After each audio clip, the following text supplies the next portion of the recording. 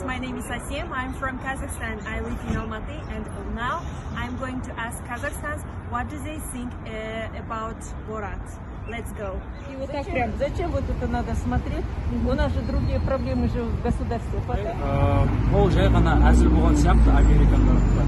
Бірақ американдықтар осыны түсінбей, қазақ ұлтын осындай деп санап жүргеніне әрине ішім күйіп жатыр. Бар ма? Жоқ, естіген жоқпын. Қазақстандықтар білмеймін, аяқ астынан патриотизм болып кетті. Ол да бар бірінші. Тектің рәмізін қорлауға болмайды ешқашан. Даже біздің Қазақстанда рәмізді туды балконға іліп қойған өзі статья болып саналады.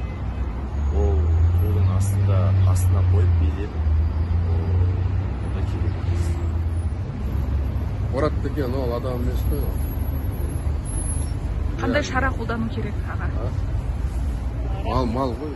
Біреудің туын мазақтау, бір халықты мазақтау дегенім ақылға сыймайтын зат. Дұрыс емес, мен ойымша. Білмеймін, жоқ. Қандай? Мен Нидерландға қараймын. Бәрібір, Иә, қарсы да емеспін, қолдамайын да, маған білмеймін, ол бір өзін бір кино сияқты елестейді да. Ешқандай әсер етпейді. Кино ретінде ғана қабылдайсыз. Ну, что с ним ругаться и петицию устраивать? Я считаю, это бесполезно, а наоборот, мы ему рекламу создаем. Может быть, наоборот, начнут наш Казахстан чаще просматривать, как на самом деле мы тут живем.